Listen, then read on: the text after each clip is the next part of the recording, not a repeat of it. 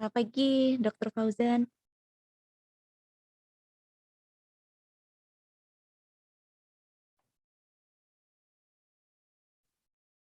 Dokter Fauzan, selamat pagi. Apakah bisa mendengar suara saya?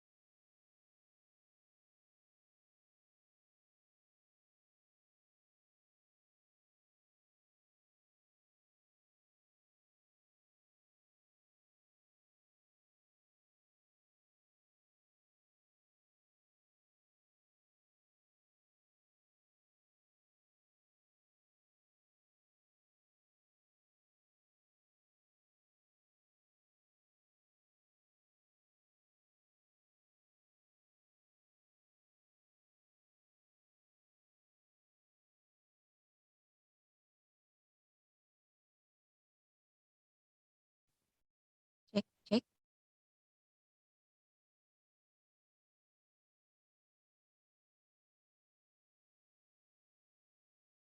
Assalamualaikum, selamat pagi, Dokter Fauzan.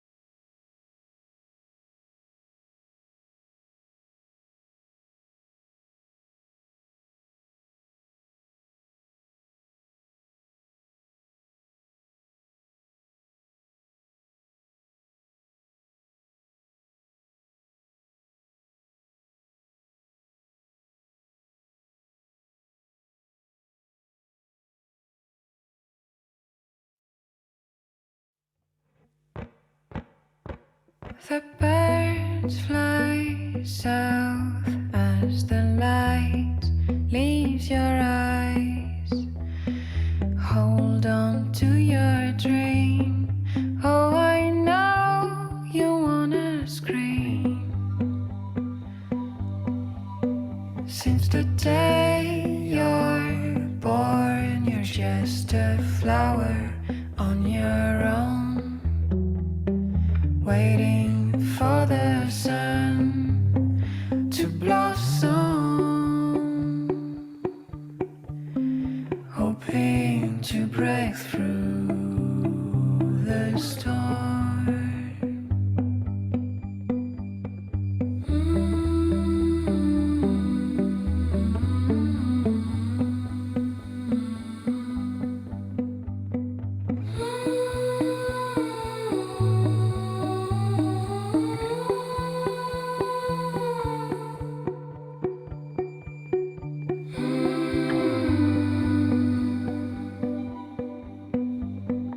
Winter winds lightly touching your soft skin. There's gotta be a brighter day, a summer breeze on silk and honey, a big white horse is running through the golden doors. You know you gotta take the ride. It's now or never by my side. Little daisy, don't be shy. Nobody changes, they just lie. Take your own fate by the end. It's time to conquer your own land. Little daisy, don't be shy. Nobody changes, they just lie. Take your own fate by the end. It's time to conquer your own land.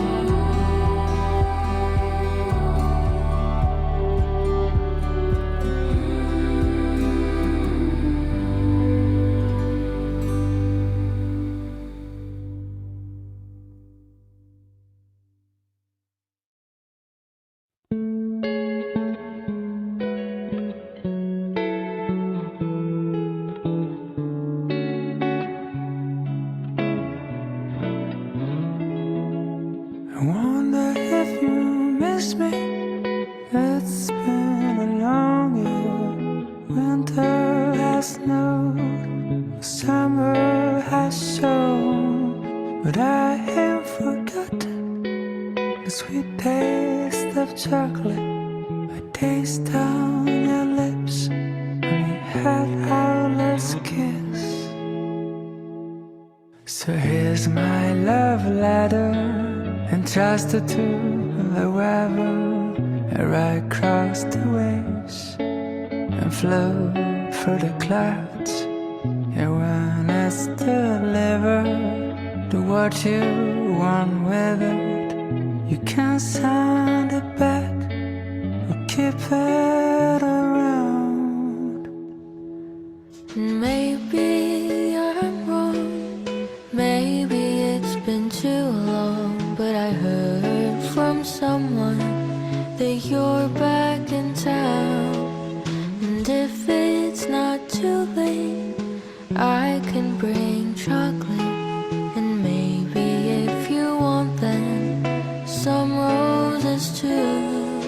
'Cause it's been a long year, but maybe you missed me. I think you might remember the words of that tune. So here's my love letter, entrusted to the weather. I ride across the waves and flow through the clouds. And when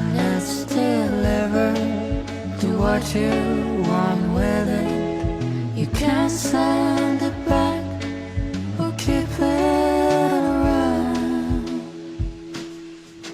I never stopped dreaming about the sound of the sun playing in the background when the last night was finally spent. I was left with the memory of that chocolate scent. Ooh, the chocolate scent.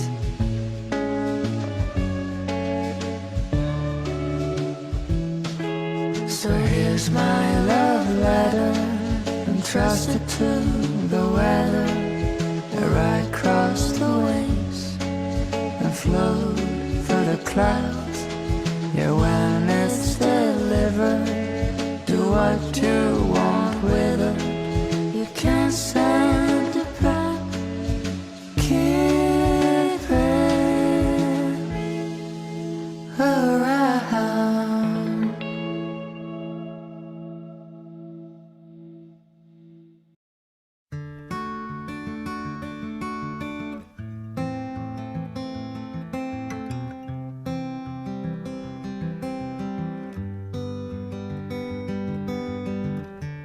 Never have I seen a place that reminds me of your face, till I heard it call to me, like a phone call from a friend, said in silence like a prayer. If these walls could breathe the air, they would sing a song of love, and how it sometimes has to end. Welcome home, your last and only one, never more to roam.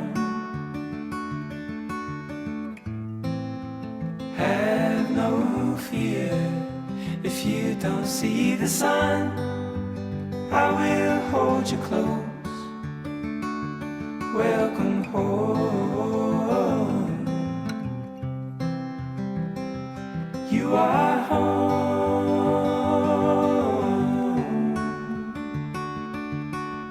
Nothing tastes like sweet, sweet home.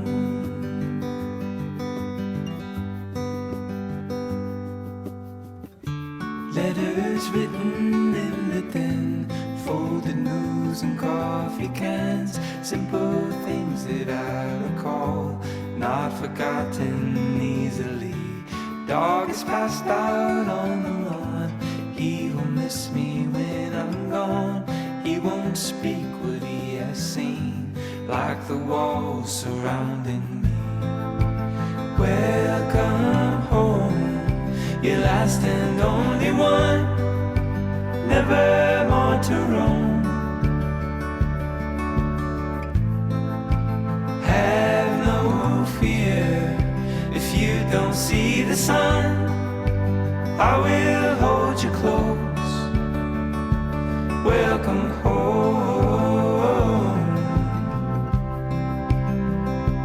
you are home.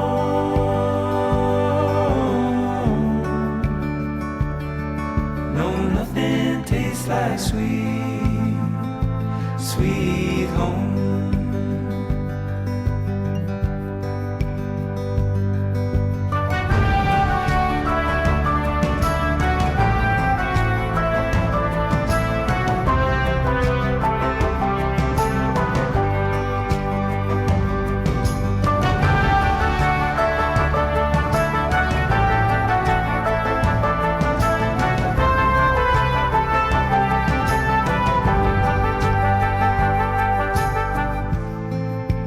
Welcome home, your last and only one, never more to roam.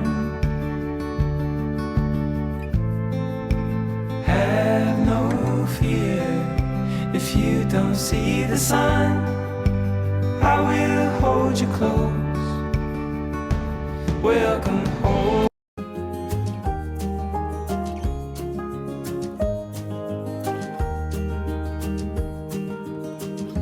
It hasn't always been like this.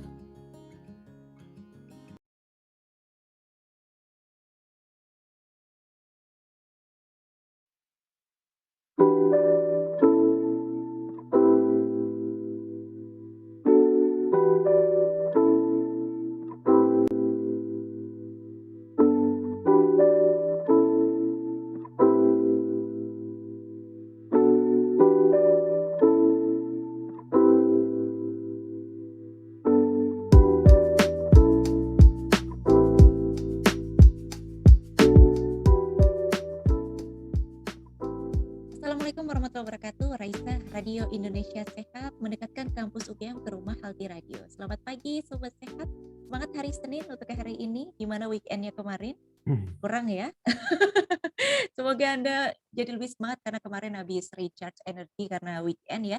Dan hari ini Senin 11 April 2022 kembali hadir Bincang-Bincang Santai, program acara Raisa Radio menyapa Anda ya. Tentunya setiap hari Senin kami main ke Departemen Obstetri Ginekologi FKKMK UGM ya, Sobat Sehat. Dan kami sapa dulu, selamat pagi untuk Sobat Sehat yang mendengarkan Raisa Radio. Pagi hari ini sudah mendengarkan di radio kami, di radio aplikasi streaming di Play Store, dan juga selamat pagi untuk Sobat Sehat yang sudah di website kami di radioindonesiasehat.com. Tak lupa juga, saya sapa dulu selamat pagi nih untuk Sobat Sehat yang sudah siap-siap untuk menyimak acara Bincang Santai di kesempatan pagi hari ini di Zoom kami.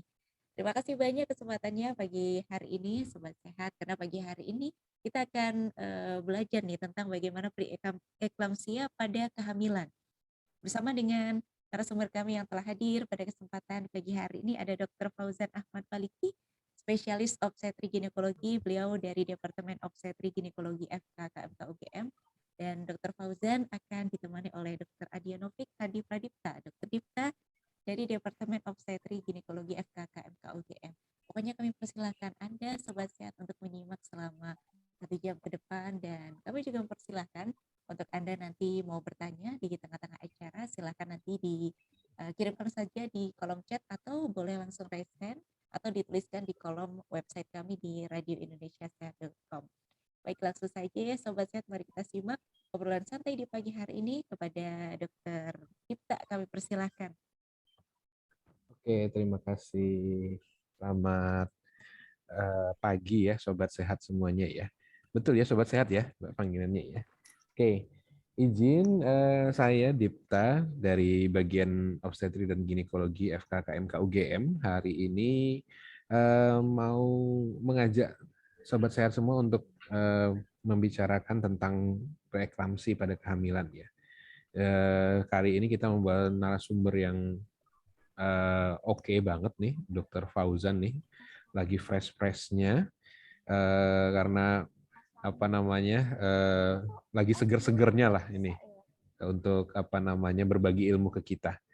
Oke, mungkin saya perkenalkan dulu ya untuk Dr. Fauzan. Izin saya share screen ya, Mbak. Bisa nggak? Untuk Dr. Fauzan sendiri ini apa daftar riwayat hidupnya. Baik, namanya nama beliau Fauzan Ahmad Maliki, lahir di Palembang 25 April 91. Alamat tinggalnya di Sedoarum, Godean Sleman, sudah punya 3 anak ini. Masih muda tapi sudah 3. Subur. Ya, subur. Beliau ini lulusan S1 dari UGM, kemudian spesialisnya juga dari UGM juga. Ada riwayat pengalaman kerja di RSUD ND, NTT, kemudian RSUD Bayangkara Polda Jogja, sampai sekarang menjadi dosen staf di bagian Obgyn FKKMK UGM Rumah Sakit Umum Pusat Dr. Sarjito. Nah, izin kami langsung mulai ya untuk apa namanya bincang-bincang kali ini. Oke, Dokter Fauzan, terima kasih sudah mau bergabung bersama kami. Izin dokter untuk topik pembahasan pada pagi ini lumayan bagus dokter, preeklamsi pada kehamilan ya. Mungkin teman-teman maaf sobat sehat di rumah itu mungkin ada beberapa yang kurang familiar nih dengan preeklamsi itu. Sebenarnya mungkin bisa jelaskan nggak sih dok, preeklamsi itu apa itu dokter? Terima kasih Mas Dipta Selamat pagi Sobat Sehat semua, saya dengan Fauzan Maliki ya. Saya baru aja lulus, jadi baru aja masuk ini ke Departemen Objek KKN UGM. Mungkin ilmu saya semoga masih baru ya, bisa diterapkan untuk Sobat Sehat semua. Untuk preeklamsi mungkin kurang begitu familiar didengar ya istilah preeklamsi. Kalau untuk yang beredar di masyarakat itu lebih dikenal dengan keracunan pada kehamilan sebenarnya. Kalau orang dulu bilangnya ibu hamil ada risiko namanya keracunan pada kehamilan. Keracunan pada kehamilan itu adalah ketika nanti ibu hamil terdapat tekanan darah yang tinggi disertai dengan komplikasi-komplikasinya, maka kita sebut itu sebagai preeklamsia. Begitu Pak Dipta. Apa itu namanya? Nanti kita akan bahas lebih detail mungkin ya, seperti apa kondisinya, lalu efek-efeknya seperti apa, cara yang mencegah gitu Pak Dipta. Siap. Oke. Apa namanya? Mungkin langsung aja nih, Dokter Fauzan ya. Mungkin apa itu yang menyebabkan preeklamsi itu, Dok? Kehamilan, keracunan dalam kehamilan itu, Dokter? Baik, penyebab nomor satu dari keracunan pada kehamilan ya hamil itu dulu. Jadi nomor satu, tidak ada namanya keracunan dalam kehamilan kalau tidak hamil. Kan begitu kan Pak Dipta? Betul. Makanya ketika kita sampaikan ada namanya preeklamsia atau keracunan pada kehamilan, terapnya juga satu. Nomor satu terapnya adalah dilahirkan. Masalahnya preeklamsi itu kan bisa terjadi pada usia kehamilan berapapun, bisa mulai dari usia kehamilan yang masih awal, masih muda sekali di atas 20 minggu, sampai yang sudah cukup bulan. Nanti tergantung kondisinya masing-masing. Ketika hamil kondisinya masih awal, manajemen seperti apa, hamil lebih lanjut, kondisinya pun juga akan berbeda-beda. Yang paling penting ketika kita nanti periksa, nanti Sobat Sehat semua akan hamil, dapat kesempatan hamil, pastikan ketika usia kehamilan sudah di atas 20 minggu, periksa untuk tekanan darahnya. Karena preeklamsia itu terjadi adalah ketika usia kehamilannya di atas 20 minggu. Oke. Di atas 20 minggu ya, Dokter. Jadi sekitar berapa bulan tuh, Dokter ya? Jadi sekitar 4 bulan kayaknya ya, Pak. Bulanan. Ya. Oke. Jadi mulai memang seharusnya kan memang kita pada saat kehamilan atau istri kita pada saat hamil kan memang wajib rutin untuk kontrol ya, kontrol kehamilannya, termasuk juga salah satunya itu ya tensi dan dan tanda-tanda kegawatan yang lain ya, betul, Dokter Fauzan ya. Iya. Oke. Sebenarnya kalau preeklamsi sendiri itu hal yang umum nggak sih, Dok? Maksudnya di masyarakat itu banyak nggak sih kejadiannya? Kejadian preeklamsi itu sendiri sebenarnya cukup sering ya Pak Dita ya. Jadi kejadian preeklamsi itu ada sekitar 5 sampai sekitar 10% kurang lebihnya untuk di masyarakat umum. Sehingga ketika kita misalnya punya kenalan 100 ibu hamil gitu ya, ada sekitar 5 sampai 10 orang akan terjadi preeklamsia. Itu kalau yang preeklamsia. Sebelum preeklamsia sendiri sebenarnya ada namanya tekanan darah tinggi pada kehamilan. Untuk tekanan darah tinggi pada kehamilan itu adalah fase yang paling ringan sendiri dari preeklamsia. Sebelum terjadi preeklamsia ada namanya tekanan darah tinggi dalam kehamilan, di mana ketika tekanan darah dari ibu hamil lebih dari 140/90. Kalau tekanan darahnya sudah lebih dari itu, kita katakan hipertensi pada kehamilan, Pak Rita. Ketika hipertensi dalam kehamilan tadi diikuti efek komplikasi dari hipertensi tersebut, yang pertama ketika diperiksa kencing, jadi kalau Sobat Sehat semua hamil, usia kehamilannya sudah di atas 20 minggu, ada tekanan diri, akan diperiksa urinnya, diperiksa kencingnya. Ketika kencingnya ada protein yang lebih dari positif 2, itu kita katakan preeklamsia. Kejadian hipertensi pada kehamilan sendiri angkanya lebih dari 10%. Jadi sebenarnya cukup banyak ibu hamil dengan hipertensi pada kehamilan. Ini berarti sebenarnya itu hal yang lumrah ya, tapi kadang-kadang tuh mungkin karena tidak jarang untuk periksa atau malah ketahuannya baru di akhir-akhir ketika akan melahirkan ya, Dokter ya. Sebenarnya bahaya nggak sih, Dok, kalau sampai kita nggak aware atau baru tahunya itu pas mendekati kelahiran gitu, pas mendekati persalinan. Preeklamsi sendiri kan ada efek sampingnya ya, pasti ya, namanya penyakit, ada efek sampingnya kepada ibu, ada efek sampingnya kepada bayinya. Kalau untuk ibunya, efek sampingnya yang paling berat adalah sampai terjadinya kejang atau kita katakan eklamsi, kejang pada kehamilan. Ketika terjadi kejang, risiko kematian ibu meningkat dengan tinggi. Efek samping yang lebih ringan untuk ibunya bisa ada kelainan pada ginjal, kelainan pada jantung pada jangka panjangnya.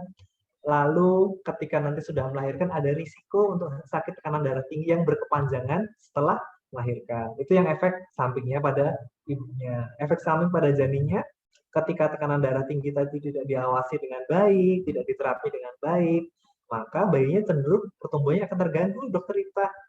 Dia akan bayinya cenderung lebih kecil, air tubuh bayinya sedikit, dan risikonya adanya terjadi gawat janin pada janinnya. Makanya sangat penting ketika ibu hamil memeriksa tekanan darah tinggi. Tadi saya cukup tertarik dengan kata-kata Dokter Dita bahwa sering kejadiannya ketahuan di akhir ya dokter ya. Betul, betul dok.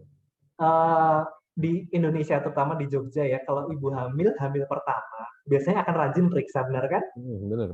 Hamil pertama diinginkan dari suatu pernikahan yang baik, pasti dia akan periksa. Tapi berbeda cerita ketika sudah kehamilan kedua, ketiga, keempat. Terkadang tidak ada yang periksa. Pada ibu-ibu hamil dengan kehamilannya kurang diperiksa tadi, kadang-kadang kita menemukan preeklamsi sudah pada stadium yang lanjut, sudah ada efek sampingnya pada ibu ataupun pada bayi. Oke. Ini menarik dokter. Tadi dokter mengatakan bahwa kalau sudah kehamilan kedua, ketiga, keempat, apakah memang ada pengaruh dari usia ibu atau apa gitu terhadap kejadian preeklamsi ini sendiri? Oke, untuk kejadian preeklamsi sendiri kita sebenarnya ada beberapa faktor risiko ya yang perlu kita lihat dulu. Jadi mungkin untuk sobat saya semua tidak perlu takut dengan preeklamsia selama sobat saya tidak memiliki risikonya. Risiko nomor 1 yang paling tinggi untuk risiko preeklamsi adalah punya riwayat preeklamsi sendiri. Jadi kalau sobat sehat punya riwayat preeklamsi pada kehamilan sebelumnya, pada kehamilan setelahnya harus diawasi. Ketika ada riwayat preeklamsi, kejadian berulang itu bisa 40-60%, Dokter Rita. Jika tidak ada riwayat preeklamsi pada kehamilan sebelumnya, jadi kehamilan sebelumnya normal, lalu kehamilan berikutnya risiko preeklamsi hanya sekitar 1%, jadi sangat rendah. Lalu kalau untuk penyakit-penyakit yang menyebabkan ada risiko preeklamsi, misalnya punya sakit gula, sakit diabetes, saat ini tidak hanya pada pasien-pasien usia lanjut, banyak pasien-pasien kita itu pada usia yang masih muda, terutama mohon maaf pada wanita-wanita dengan berat badan berlebih, biasanya mereka punya gangguan pengolahan dari gula darahnya, itu meningkatkan risiko untuk terjadi preeklamsia pada kehamilannya. Lalu ibu-ibu yang dengan riwayat keluarga, misal keluarga itu yang kita hitung hanya ibu kandung, lalu yang kedua saudara kandung yang satu tingkat, jadi adik atau kakak ada risiko ada preeklamsi, risikonya meningkat. Kalau ada saudara yang preeklamsi tidak perlu terlalu khawatir, jadi preeklamsinya sangat rendah. Lalu yang baru hamil pertama kali atau hamil dengan suami yang berbeda untuk pertama kali, itu meningkatkan risiko terjadi preeklamsi juga. Jika sebelumnya jika ini kehamilan pertama, maka risiko preeklamsi ada sekitar 2 kali lipat lebih tinggi dibandingkan yang ibu hamil yang kedua, ketiga tahun tidak punya ada riwayat preeklamsi sebelumnya. Ini begitu Dokter Dita yang perlu kita awasi. Jadi kalau tidak ada faktor risiko tidak perlu terlalu takut. Yang penting tetap periksa seperti waktunya saja, dibaca sesuai dengan buku KIA, itu ada panduannya. Kalau kita harus periksa untuk sobat sehat semua. Oke. Menarik itu dokter tadi ya. Apa namanya dengan suami yang berbeda saja bisa jadi preeklamsi juga ya dokter ya.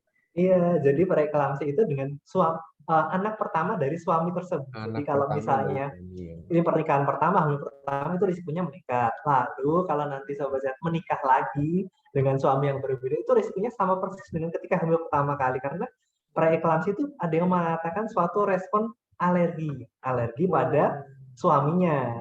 Makanya pada ketika ada alergi itu, efek sampingnya adalah terjadi gangguan pembentukan plasenta, yang efek gangguan pembentukan plasenta tadi terjadi hipertensi atau tekanan darah tinggi pada kehamilan dan terjadi preeklamsia tadi itu Dokter Dita. Oke, siap. Berarti jadi reaksi alergi ya. Dokter, izin ini ada pertanyaan dari teman-teman di pendengar, dari sobat sehat semuanya ini. Satu ini ada dari Husna Fauzia nih. Selamat pagi Dokter Fauzan, Dokter Dita. Topiknya bagus sekali dan penting diketahui masyarakat. Izin bertanya, untuk orang seperti dengan kondisi kesehatan seperti apa yang rentan nanti kelak kena preeklamsi? Oke, ini pertanyaan dari Mbak Husna ini, Mbak. dokter? Terima kasih Mbak Husna untuk pertanyaannya. Untuk risiko preeklamsi itu paling tinggi tadi saya katakan pada orang yang satu punya riwayat preeklamsi sebelumnya. Jadi kalau punya riwayat preeklamsi itu risiko berulangnya bisa sekitar 50% dari 50% berulang pada kehamilan berikutnya. Lalu untuk penyakit-penyakit yang bisa berisiko tinggi, nomor satu adanya diabetes mellitus, terutama diabetes yang terjadi sebelum kehamilan.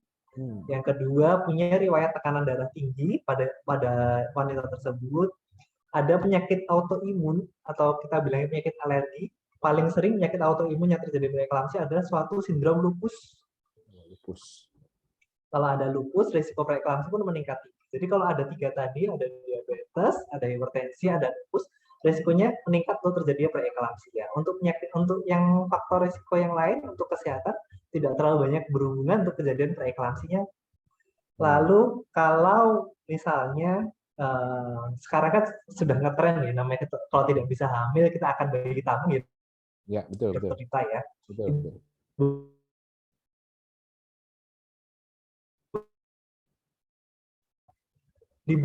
Tidak diberikan kesempatan hamil normal, harus dengan bayi tabung, maka resikonya preeklamsia pun meningkat dibandingkan orang yang normal. Seperti itu, Dokter Dita. Siap. Gitu Mbak Husna, mungkin ada lagi yang mau tanyakan? Oke, ini lanjutan lagi. Berarti ini tadi sudah bisa menjawab pertanyaan dari Sobat Sehat satu lagi ini dengan Mbak Pratiwi Saputri ya. Ini kalau sering darah tinggi, saya jadi takut besok bila hamil apakah beresiko ya? Apa yang bisa saya cegah?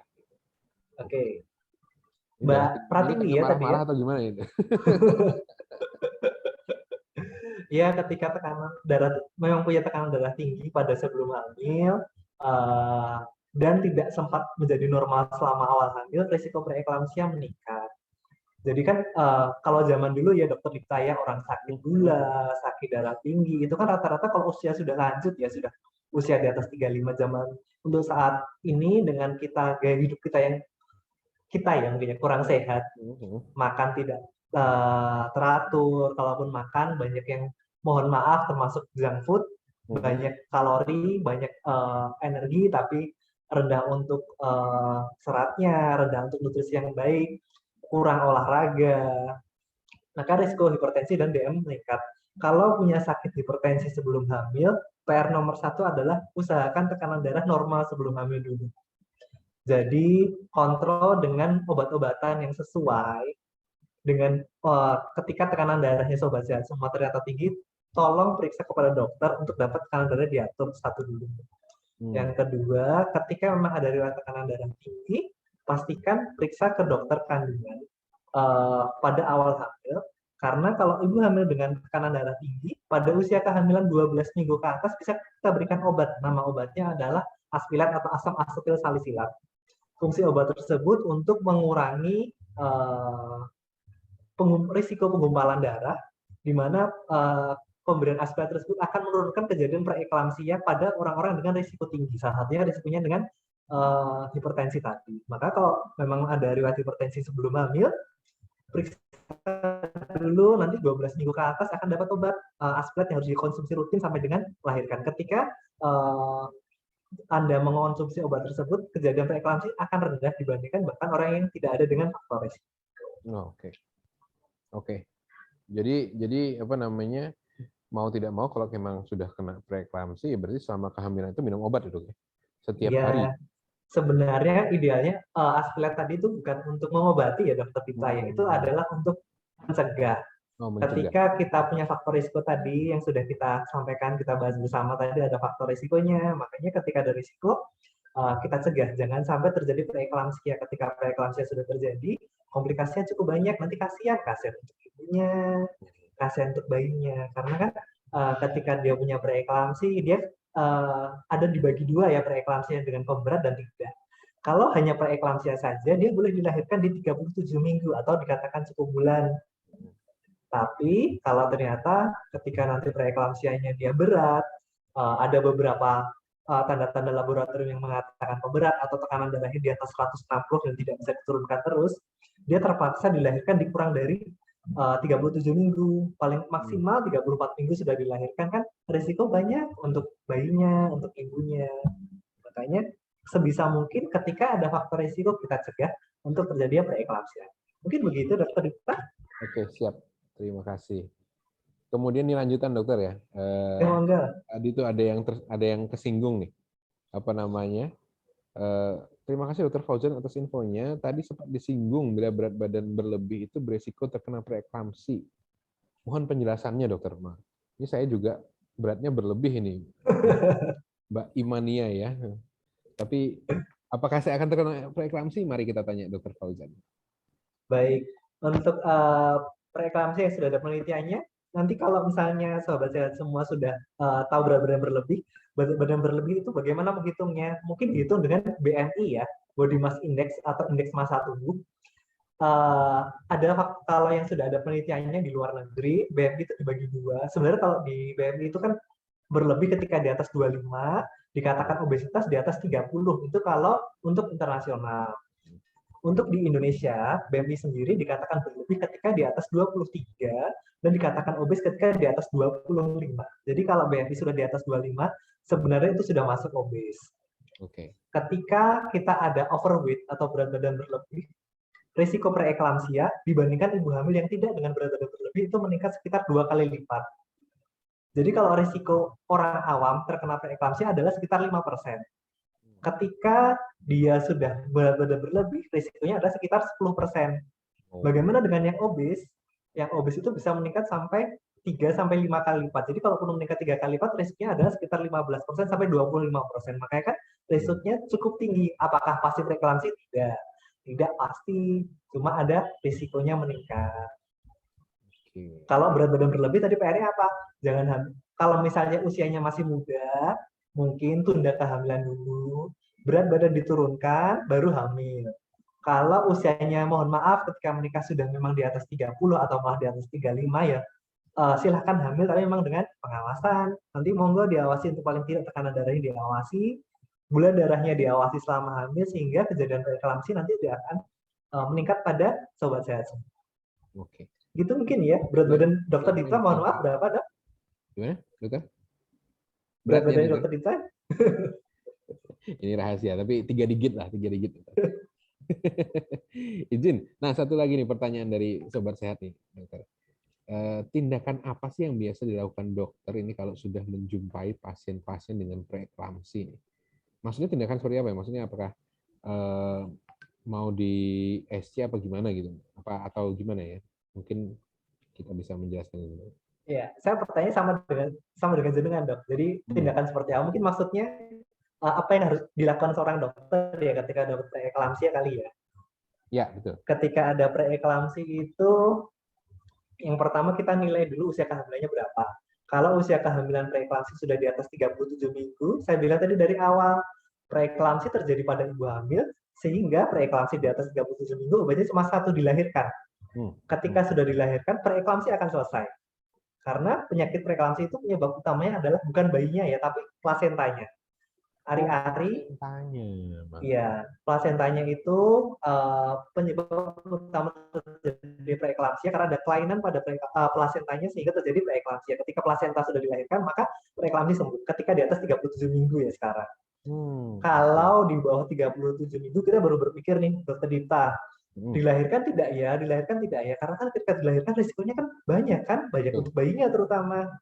Bayi yang kurang bulan, risikonya jangka panjang pasti banyak. Mulai dari risiko infeksi pada bayi, risiko dia ada gangguan pernafasan karena pernafasannya belum matang, risiko ternyata, mohon maaf, tapi risiko saat meninggal pun meningkat ketika lahir kurang bulan. Maka ketika kurang dari 37 minggu kita nilai apakah preeklamsia tadi dengan gejala pemberat atau zaman dulu kita bilang namanya PEB, preeklamsi berat. Ketika preeklamsi dengan pemberat atau preeklamsi berat tadi, maka terpaksa di atas 34 minggu harus dilahirkan. Oke. Jadi di atas 34 minggu kita dengan asumsi bahwa ketika 34 minggu itu kemungkinan bayi sudah matang paru-parunya, kemungkinan besar. Jadi bayi walaupun fungsinya belum bagus semuanya, tapi di atas 34 minggu paru-paru bayi sudah cukup siap dilahirkan dan tentunya dirawat dengan rumah sakit yang bagus, tidak dengan rumah sakit dengan level perawatan bayi baru lahir yang masih di bawah. Kalau di bawah 34 minggu, kita nilai ulang kondisinya. Apakah ada yang memaksa harus dilahirkan? Apa saja yang memaksa harus dilahirkan? 1, ketika ada kejang atau eklamsia. Eklamsia itu tidak ada kompromi untuk dipertahankan kehamilannya. Kedua, ada komplikasi dari eklamsia adalah edema dari paru atau masuknya cairan dari darah semuanya ke dalam paru sehingga nafasnya sesak, terjadi gagal nafas sampai risiko meninggal. Ketika ada edema paru, maka di bawah 34 minggu pun harus dilahirkan. Lalu ada beberapa faktor laboratoris lain yang yang menunjukkan adanya komplikasi, misalnya kelainan pada ginjal yang dilihat dari serum bun dan kreatininnya, lalu kelainan pada hati atau dari nanti bisa kita lihat dari penanda dari hati apakah ada kerusakan atau tidak. Ketika ada kerusakan pada ginjal, pada hati tadi, maka itu tanda-tanda harus dilahirkan. Karena preeklamsi itu bukan sesederhana hanya tekanan darah tinggi pada kehamilan. Tapi preeklamsi tadi adalah tekanan darah tinggi pada kehamilan dengan yang tanda paling kita lihat paling awal adanya adanya protein pada urin disertai dengan komplikasi pada berbagai organ yang lain. Makanya ketika terjadi dengan adanya preeklamsia, tolong jangan terlalu disepelekan, diawasi dengan baik. Ketika diawasi dengan baik dan memang terkontrol semuanya, insya Allah ibu dan bayi akan baik. Oke, siap. Oh, jadi ini agak-agak kalau udah sampai sini nih agak-agak ngeri nih, agak-agak gimana ya, mendebarkan untuk ibu-ibu hamil ya. Cuma sebenarnya kalau dari sudah ditangani oleh tenaga yang memang kompeten dan ini sudah aman ya dokter ya untuk sebenarnya ketika diawasi dengan baik, dia akan luarannya akan cenderung baik. Terutama nomor satu ya, kalau yang pencegah, ketika ada faktor risiko tuh pencegahan yang paling tinggi, yang paling ada fungsinya adalah pemberian aspilat tadi, lalu pemberian kalsium untuk mencegah hipertensinya. Mungkin dokter Dipta kalau zaman dulu sering mendengar apakah pemberian vitamin bisa mencegah preeklamsi gitu kan? Kasih vitamin C, vitamin D, apakah bisa membantu untuk mencegah? Sebenarnya sampai saat ini tidak ada fungsinya. Jadi pemberian vitamin tersebut bukan untuk mencegah preeklamsi, tapi pemberian vitamin tersebut bisa membantu untuk ibu-ibu hamil, terutama yang makan sayurnya nggak mau. Kadang-kadang ibu hamil susah tuh suruh makan sayur nggak mau sehingga vitaminnya kurang. Itu untuk penambahan vitamin saja, tapi tidak untuk mencegah preeklamsia. Lalu ada juga kan apakah pemberian minyak ikan, katanya minyak ikan bisa mencegah. Minyak ikan nggak ada gunanya untuk mencegah preeklamsia. Ada juga yang mungkin bisa membantu ya untuk ibu-ibu nanti kalau sobat sehat semua hamil, pastikan aktivitas fisik yang teratur dengan olahraga yang teratur, kondisi fisik baik, kemungkinan terjadi komplikasi pada kehamilan apapun bentuknya, salah satunya preeklamsia akan berkurang. Sehingga kalau sobat sehat semua nanti berencana hamil, saya saran sebelum hamil sudah mulai olahraga teratur seminggu, misalkan minimal 3 kali olahraga teratur minimal 30 menit, itu akan memastikan kondisi badan sehat dan dipertahankan sampai selama hamil.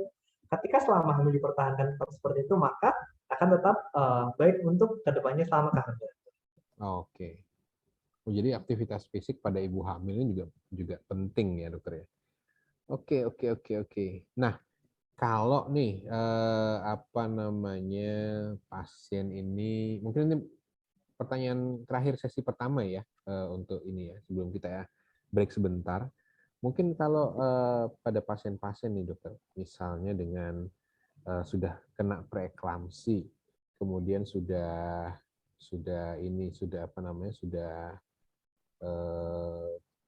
terkontrol, itu kan artinya dia sudah oke lah ya untuk persalinan mau kapan saja, itu enggak apa-apa ya. Kalau misalnya pasien-pasien kayak seperti saya sebutkan tadi dokter yang datang tahu-tahu keluhannya kepala pusing, tahu-tahu tensinya udah 190, 200 itu. Nah, itu penanganannya gimana? Oke. Kalau sudah datang ya tekanan darah sudah tinggi dengan risiko sudah ada keluhan nyeri kepala hebat tadi ya dokter Dita ya. Kalau dia memang datang sudah tekanan darah tinggi, pertama pastikan kita pastikan aman dulu ibunya. Jadi berikan oksigen pada ibunya dulu, nilai kesadarannya baik atau tidak. Ketika dia nanti memang ada perburukan pada ibunya, kan intinya tadi kita lahirkan ya. Ketika bisa kita lahirkan secara normal, jadi preeklamsi. Oh iya, tadi menjawab pertanyaan apakah harus normal atau sesar ya? Sebenarnya ibu hamil dengan preeklamsi tidak harus sesar. Oh, Dia nggak harus harus. dilahirkan. Dia harus lahir dengan sesar ketika ada yang menyebabkan dia harus lahir cepat dalam 24 jam dan tidak mungkin dilahirkan normal. Misalnya dia datang sudah buka mau lengkap ya, sudah mau lahir, Hmm. mau tekanan darah tinggi ya kita lahirkan normal. Tapi ketika nanti dia datang ternyata belum ada tanda-tanda persalinan, sudah ada nyeri kepala hebat atau mungkin ada yang bilang itu namanya sudah mau kejang ya, tanda-tanda mau kejang, ada nyeri kepala hebat, pandangannya mulai kabur, makanya mau tidak mau ada pilihan untuk kita lahirkan dia dengan sesar. Tapi sesar bukan pilihan utama ketika untuk melahirkan. Pilihan utama untuk melahirkan ada tetap normal, kecuali ada penyebabnya ketika dia harus melahirkan dengan sesar. Gitu dokter. Oke, jadi intinya tidak semua preeklamsi itu harus sesar gitu ya dokter ya. Bisa persalinan normal. Jadi kadang-kadang kan ada ibu-ibu nih yang pengen nih tetap bersalin normal gitu kan ya. Jadi itu tetap bisa jadi option ya selama tidak ada kondisi-kondisi yang membuat harus segera lahir dalam 24 jam. Begitu ya dokter? Oke, sip. Ini seru sekali, ini nggak kerasa sudah setengah jam loh kita ngobrol. Monggo dari sobat sehat semua kita tunggu lagi pertanyaan-pertanyaannya ini supaya diskusi kita lebih hidup ya. Kemudian mungkin ada break sebentar dari Raisa Radio. Nanti silahkan kita akan ketemu lagi mungkin sekitar 5 sampai 10 menit ke depan. Terima kasih. Baik, terima kasih banyak Dokter Dipta dan mohon izin Dokter Fauzan kita jeda dulu, kita break dulu. Asik sekali obrolan kita di pagi hari ini, bisa untuk bekal ya Sobat Sehat untuk yang mungkin ke depan merencanakan kehamilan. Jadi kami ucapkan selamat bergabung untuk Sobat Sehat yang baru saja bergabung di radio kami di Radio Raisa, Radio Indonesia Sehat, dan Anda masih bersama dengan kami di Bijak-Bijak Santai dan Anda masih akan mengikuti obrolan kami sampai dengan jam 11 nanti. Satu lagu akan menemani kita di pagi hari ini dari Ran dengan Selalu Bersama. Tetap di Radio Indonesia Sehat.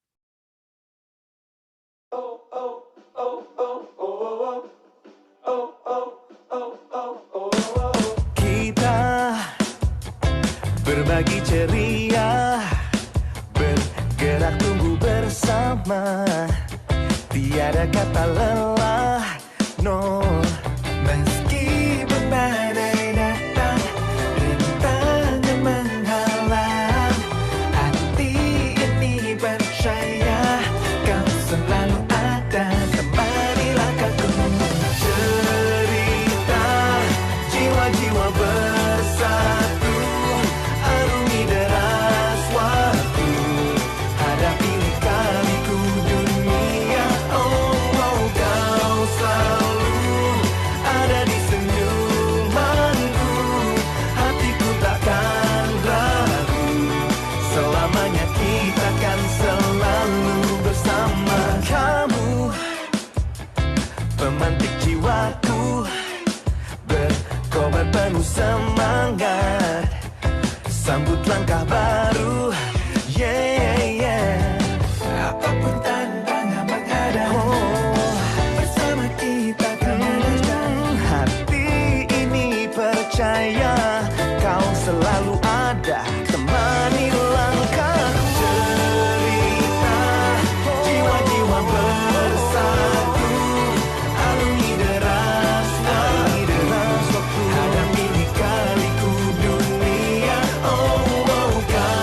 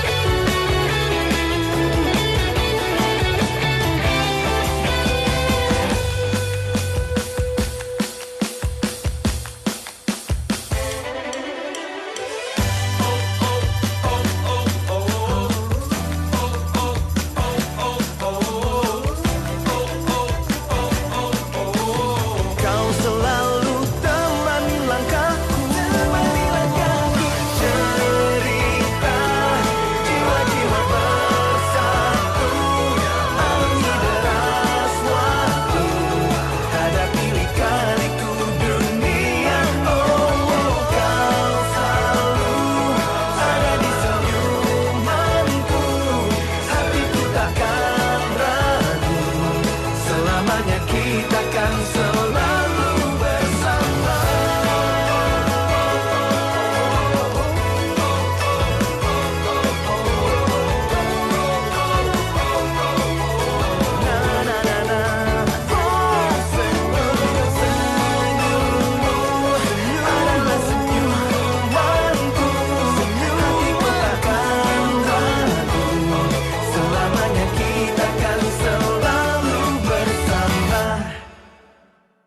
Baik Sobat Sehat, Anda masih bersama dengan kami di Raisa Radio Indonesia Sehat. Satu lagu ya selalu bersama. Tentunya ini pengetahuan di pagi hari ini di Bincang-Bincang Santai dengan topik preeklamsia pada kehamilan. Tentunya tidak spesifik untuk Anda yang perempuan saja nih Sobat Sehat, selalu bersama dengan pasangan juga dalam mempersiapkan kehamilan.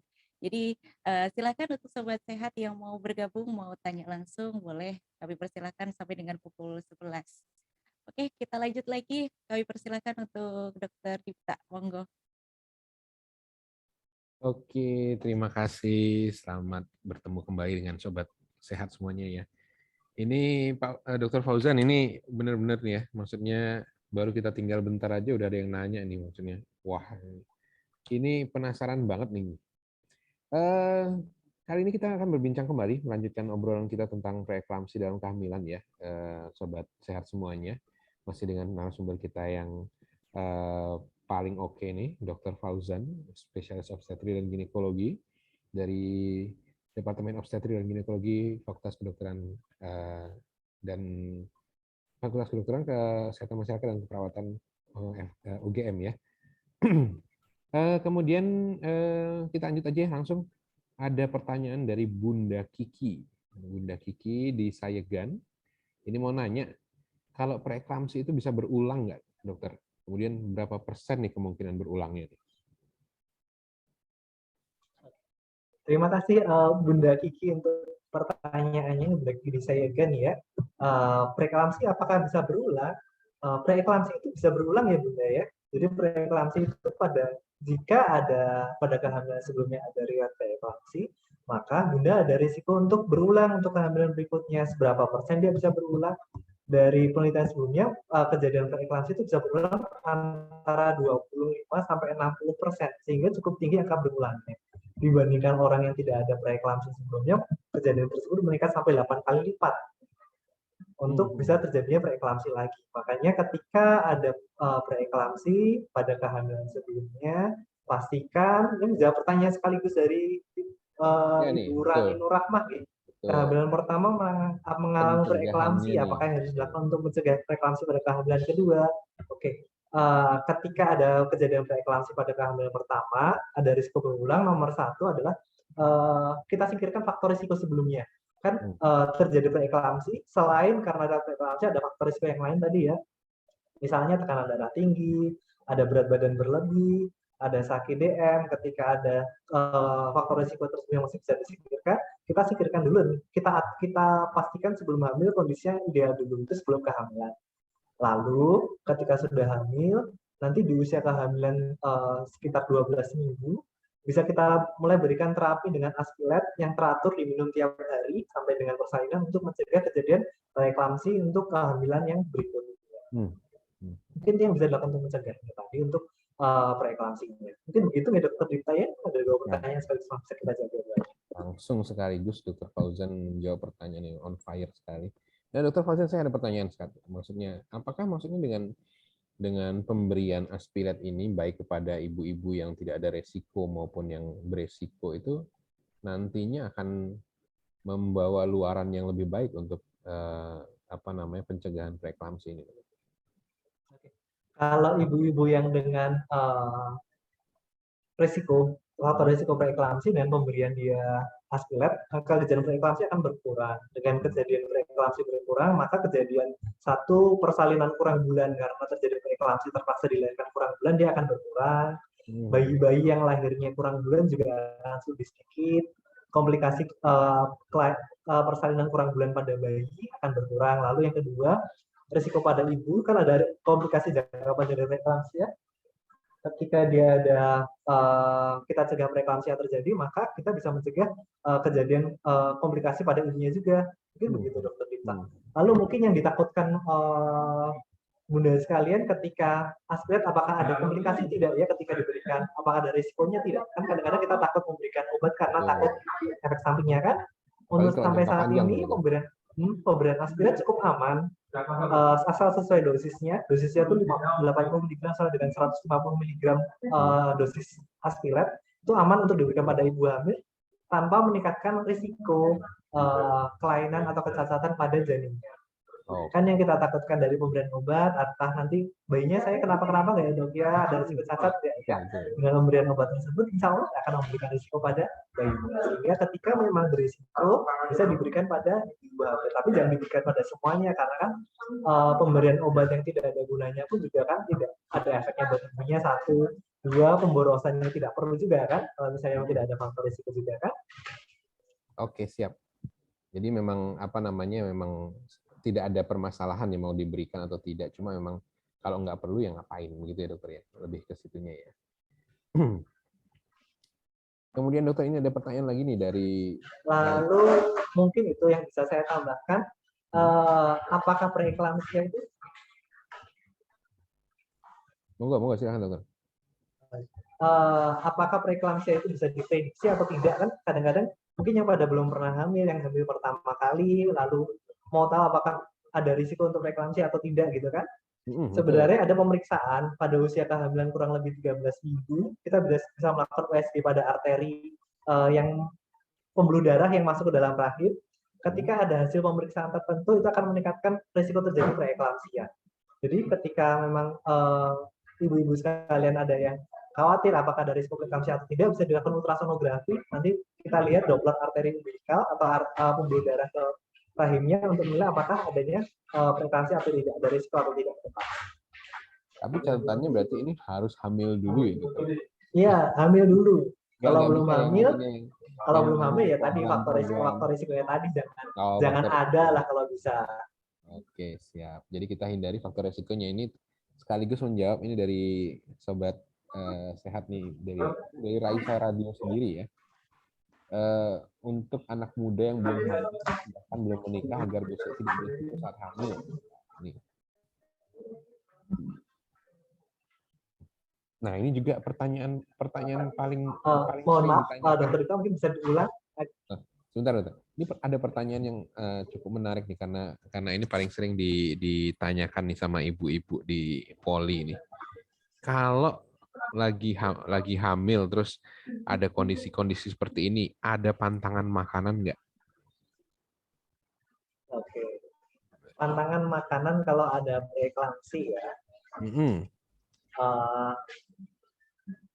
Konsepnya adalah ketika tekanan darah tinggi, makanya konsumsi garam itu kan senormal mungkin. Jadi kalau masak, jangan garamnya berlebih, jangan terus semuanya dibuat asin, kasih bumbunya kebanyakan, itu risiko hipertensi akan meningkat. Tapi ketika sudah terjadi preeklamsi, ya sudah. Yang penting konsumsi garam tetap normal, jangan berlebih. Lalu untuk apakah ada pantangan atau tidak, ibu hamil itu makan adalah makanan yang sehat. Hindari makanan-makanan yang terlalu banyak gorengan yang berlemak karena berminyak. Akhirnya kan lemak yang berlemak itu juga tidak baik ketika menumpuk di badan kita.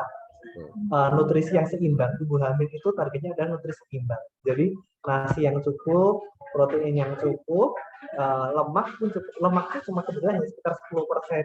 Sehingga kalau makan jangan kebanyakan yang gorengannya, karena gorengan itu kan pasti minyaknya sangat banyak dan lemaknya akan sangat banyak. Pastikan buah-buahan konsumsi teratur, sayuran konsumsi teratur. Apakah ada makanan yang harus dihindari secara khusus? Tidak ada, kecuali tadi jangan makan garam yang berlebihan. Mungkin itu kalau untuk makanan. Jadi karena ibu hamil kan kita lebih sehat ya. Iya betul. Konsepnya jadi berarti ke tensinya ya dokter. Jadi kalau tensi. Iya, kita tekanan darahnya. Lalu kadang-kadang itu ketika hamil itu kan sering itu ya dokter ditanya pada craving, pada maunya makanan yang kecil-kecil, yang gurih-gurih, yang kayak cemilan-cemilan gitu kan. Itu yang sebaiknya tidak terlalu diikutin. Jadi makanan itu usahakan makanan yang adalah makanan yang sehat. Jadi makanan yang kayak keriput-keriput hanya ada rasa-rasa ya sesekali boleh, tapi jangan dijadikan rutin. Kadang-kadang kalau sudah makan seperti itu tidak mau makan makanan yang sehatnya, makan nasinya kurang, makanan di lauk-lauk yang sehatnya kurang, makan buahnya tidak ada. Jadi kita atur pola makan yang sehat untuk semua ibu hamil. Jadi tetap harus makanan seimbang ya. Oke, mudah-mudahan bisa menjawab pertanyaan dari sobat sehat ini, Mbak Indah N. Faizah ya. Kemudian tadi pertanyaan saya yang sebelumnya dokter, ini ada pertanyaan yang cukup menarik ini. Maksudnya pasien-pasien usia muda yang belum pernah menikah, belum pernah hamil, itu ada nggak tips-tips persiapan-persiapan untuk dilakukan supaya terhindar nih dari resiko saat-saat hamil ini. Tadi kan seperti sudah dijelaskan Dr. Fauzan kan ada menghindari faktor-faktor resiko ya. Mungkin ada tips-tips lain nih untuk pencegahannya nih, untuk persiapannya nih, menghadapi rumah tangga.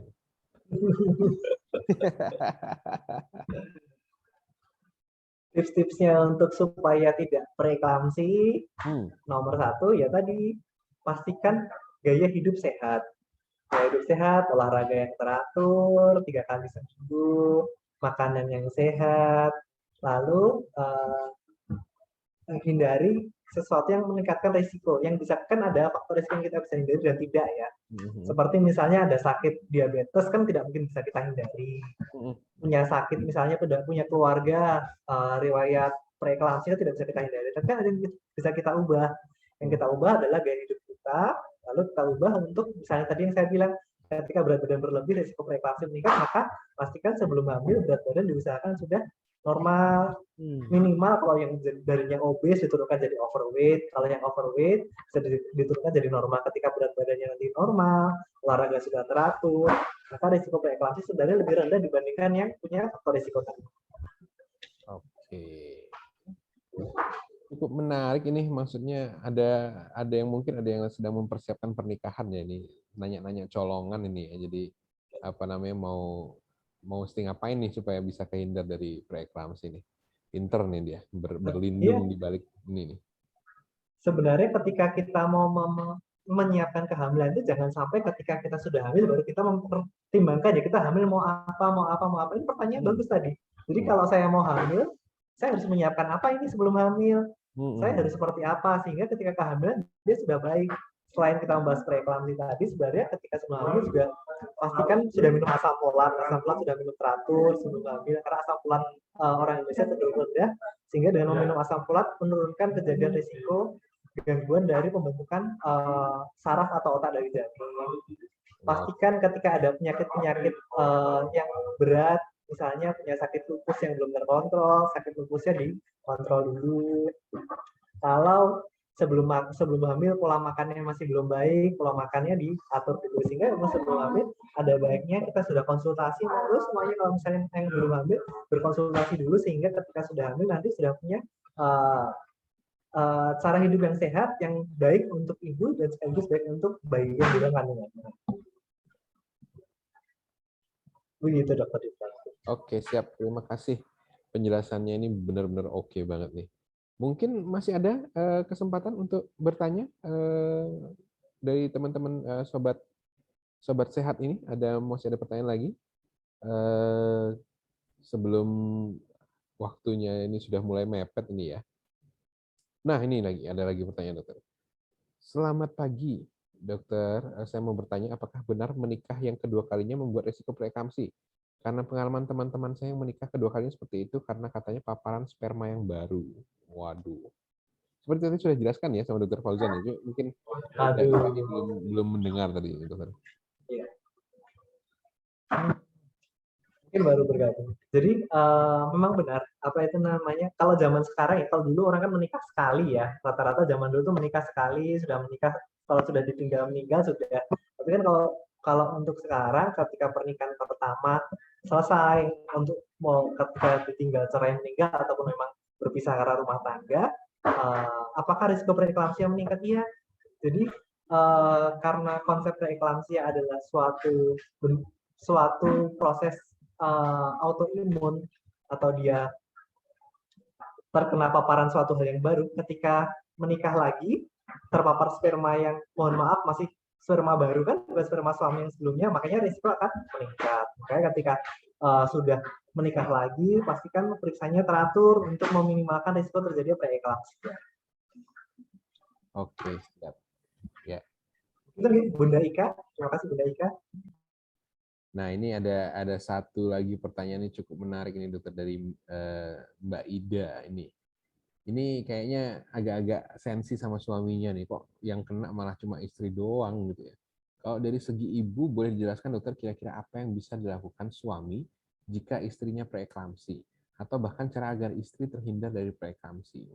Kalau bisa suaminya yang kena preeklamsi ya Bu ya.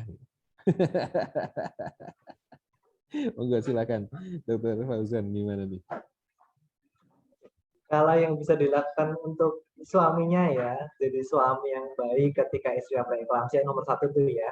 Jadi ketika istrinya preeklamsia, ya mohon maaf kita mulai dulu dari sebelum hamil. Apakah suaminya bisa menyebabkan risiko preeklamsia? Tadi kalau suami pertama atau suami baru dia dari risiko preeklamsia. Lalu yang kedua ketika istrinya preeklamsia ya pastikan suaminya membantu untuk mengawasi ketika dia hamil, ketika waktunya periksa, diantarkan periksa, dipastikan tekanan darahnya terkontrol, dipastikan untuk minum obatnya yang perlu diminum. Ketika terjadi preeklamsia kan yang diminum ada dua tadi, satu aspirin, kedua kalau tekanan darah tinggi, tekanan obatnya kan harus diminum teratur. Terkadang minum obat teratur itu kan agak merepotkan ya. Tugas suami adalah menemani dan memastikan minum obatnya teratur sehingga tekanan darahnya bisa dijaga normal. Lalu pastikan nutrisi yang baik selama hamil sehingga nutrisi tercukupi. Mungkin untuk tugas suami selama hamil ya menemani sebaik mungkin sehingga istrinya bisa hamil dengan baik sampai dengan persalinan gitu, bukan dokter Dita? Betul, betul. Jadi ini ingat jargon zaman dulu ya, suami siaga ya Pak. Siap Suami siaga. ya, betul. Terjaga. Jadi Mbak Ida mungkin suaminya apa namanya disuruh jangan jauh-jauh ya kalau Mbak Ida lagi hamil ya. Jadi supaya istrinya nggak cepat-cepat juga mikirin suaminya di mana gitu ya. Biar tensinya nggak naik, Biar suaminya tensinya. kebanyakan nggak pulang-pulang. Sip. Terima kasih sekali pertanyaan teman-teman semua. Jadi nggak terasa ini sudah hampir 1 jam kita bicara tentang preeklamsi dalam kehamilan ya. Jadi dari sini kita bisa ketahui bahwa preeklamsi dalam kehamilan itu adalah suatu kondisi yang terjadi pada kehamilan di atas 20 minggu ya, di mana tensi dari ibu itu tinggi, disertai nanti dengan beberapa komplikasi seperti misalnya ada peningkatan protein urin atau kondisi-kondisi lain yang bisa terjadi. Kemudian juga bahwa preeklamsi ini apa namanya terjadi karena beberapa faktor resiko juga, salah satunya adalah tekanan darah tinggi pada kehamilan sebelumnya, kemudian yang paling diingat mungkin adalah punya suami baru itu menimbulkan faktor resiko tersendiri terhadap preeklamsi ya. Jadi apa namanya mungkin bisa mempertimbangkan nanti kalau apa namanya kalau mungkin menikah lagi atau apa kita bisa siap-siap. Nah, kemudian mungkin untuk terapi pencegahannya itu tadi juga sudah dijelaskan sama Dr. Fauzan dengan cukup jelas bahwa dengan kontrol rutin penggunaan terapi obat-obatan seperti Aspilet, kemudian apa namanya terapi yang lain itu juga bisa menurunkan resiko dari terjadinya preeklamsi ini. Kemudian kalau sudah hamil, sudah mau melahirkan, ada preeklamsi bagaimana, ternyata tidak perlu takut, tidak perlu khawatir harus di SC semua, ternyata masih bisa untuk dilakukan persalinan normal, kecuali memang ada indikasi yang mengharuskan ibunya untuk dioperasi. Bukan begitu ya, Dr. Fauzan ya? Oke. Seperti itu di preeklamsia Anda tadi. Siap, terima kasih. Mungkin nanti kalau mungkin masih ada pertanyaan lagi, mungkin bisa teman-teman sampaikan juga di Sobat Sehat bisa sampaikan juga di Raisa Radio. Nanti mungkin akan diteruskan kepada kita, teruskan kepada Dr. Fauzan, nanti supaya bisa langsung dijawab oleh Dr. Fauzan sendiri. Oke, mungkin begitu ya Dr. Fauzan ya. Terima kasih atas apa namanya ilmu yang sudah diberikan. Ini sangat bermanfaat sekali untuk Sobat Sehat semuanya. Nanti mungkin kita ketemu lagi di kesempatan yang lain dengan topik yang lain juga supaya update pengetahuan Sobat Sehat semua akan lebih meningkat lagi terutama di bidang kesehatan perempuan. Baik, kalau begitu terima kasih Dr. Fauzan. Acara juga saya serahkan kembali ke Raisa Radio. Terima kasih.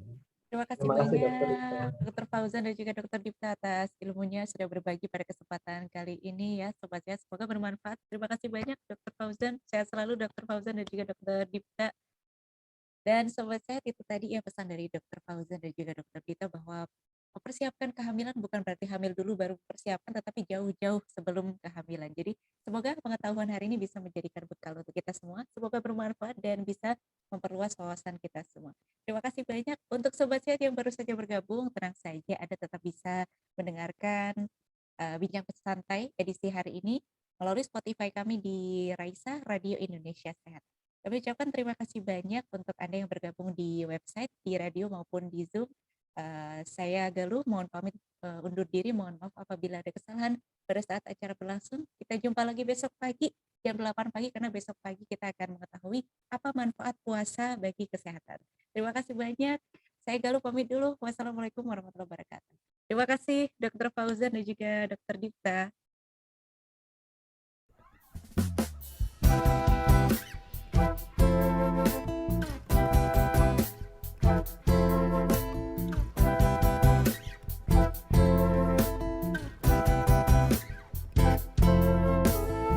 Tak pernah kuduga semuanya berubah saat kau memandangku.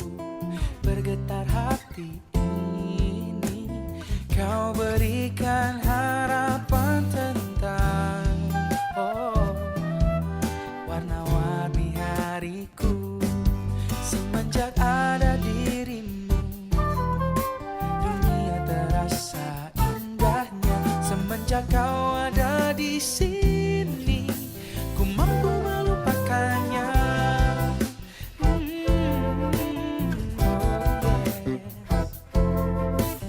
Kini aku tak sabar, ingin hati kau untukku. Katakanlah kepadaku janji indah yang ku tunggu. Semua kini telah bersinar lagi. Semenjak kau pergi, takkan ku ingat dia. Semenjak ada dirimu, dunia terasa indahnya. Semenjak kau ada di sini, ku mampu melupakannya. Semenjak ada dirimu, semua terasa indahnya. Semenjak kau ada di sini, tak ingin melepaskanmu. Ingin melepaskanmu, tak ingin melepaskan kamu. Where are you? Where are you when I needed you? And now that I've found someone new, kau berikan harapan tentang warna-warni hariku. Warna-warni hariku. Semenjak ada dirimu, dunia terasa indahnya. Semenjak kau ada di sini, ku mampu melupakannya.